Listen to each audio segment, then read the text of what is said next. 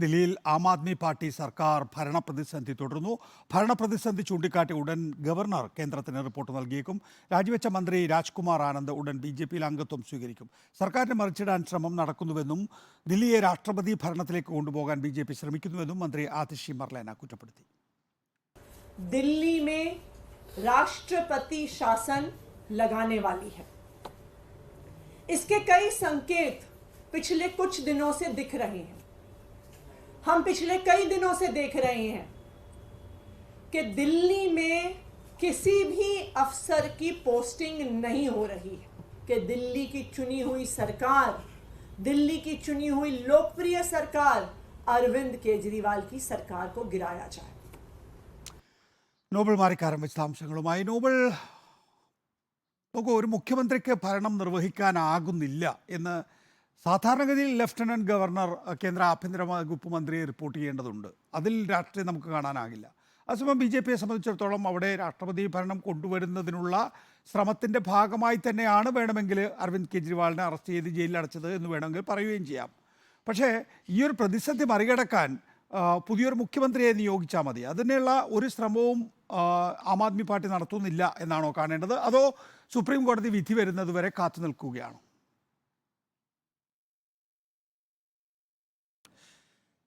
നികേഷ്, ദില്ലിയിൽ ഇപ്പോൾ ഉണ്ടായിരിക്കുന്ന ഈ ഭരണപ്രതിസന്ധി മറികടക്കാൻ ആം ആദ്മിക്ക് മുന്നിൽ ഉള്ള പ്രധാനപ്പെട്ട വഴികളിൽ ഒന്ന് മുഖ്യമന്ത്രിയെ മാറ്റുക എന്നുള്ളതാണ്. നമ്മൾ ജാർഖണ്ഡിലെ ഒരു സാഹചര്യം ഈ ഘട്ടത്തിൽ ഒന്ന് വിലയിരുത്തുന്നതാണ്. പ്രത്യേകിച്ച് അന്ന് ഈ ഭൂമി അഴിമതിയുമായി ബന്ധപ്പെട്ടുകൊണ്ട് ഹേമന്ത് സോറിനെ ED അറസ്റ്റ് ചെയ്തതിന് പിന്നാലെ അദ്ദേഹം നേരെ EDയുടെ സാന്നിധ്യത്തിൽ തന്നെ പോയത് ഗവർണറെ കാണാനാണ്. അവിടെ വെച്ച് രാജിക്കത്ത് നൽകുകയും അതിനുശേഷം പുതിയ മുഖ്യമന്ത്രി അവിടെ ചമ്പൈ സോറൻ സത്യപ്രതിജ്ഞ ചെയ്യുകയും ചെയ്തു. അത്തരത്തിൽ ഒരു സാഹചര്യം ദില്ലിയിലും വരേണ്ടതാണ് എന്ന് ചില കോണുകളിൽ നിന്നെങ്കിൽ പോലും ഈ ഘട്ടത്തിൽ ഇതുമായി ബന്ധപ്പെട്ട ചില നിരീക്ഷണങ്ങൾ ഉയരുന്നുണ്ട്.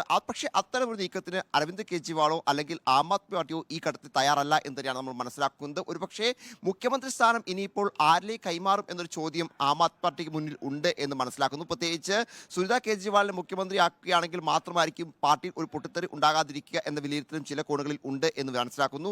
എന്താണെങ്കിലും നിലവിൽ ആം ആദ്മി പാർട്ടി ആരോപിക്കുന്നത് ഏതാനും ദിവസങ്ങൾക്കകം തന്നെ ദില്ലിയിൽ രാഷ്ട്രപതി ഭരണം കൊണ്ടുവരാൻ BJP ശ്രമിക്കുന്നുണ്ട് എന്നുള്ളതാണ്. കേന്ദ്ര സർക്കാർ ഉൾപ്പെടെ അതിൻ്റെ ഭാഗമായ നീക്കങ്ങൾ നടക്കുന്നുണ്ട്.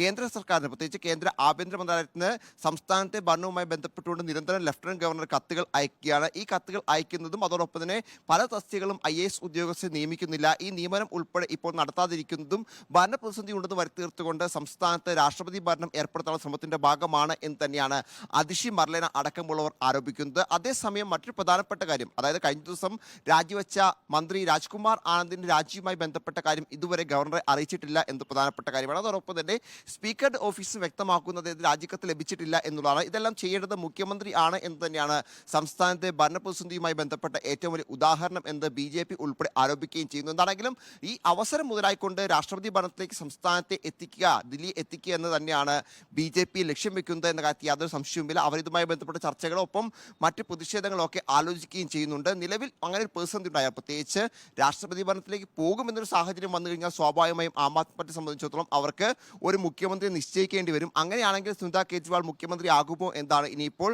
ആം ആദ്മിയിലുള്ള പ്രധാനപ്പെട്ട ചോദ്യം. നികേഷ്.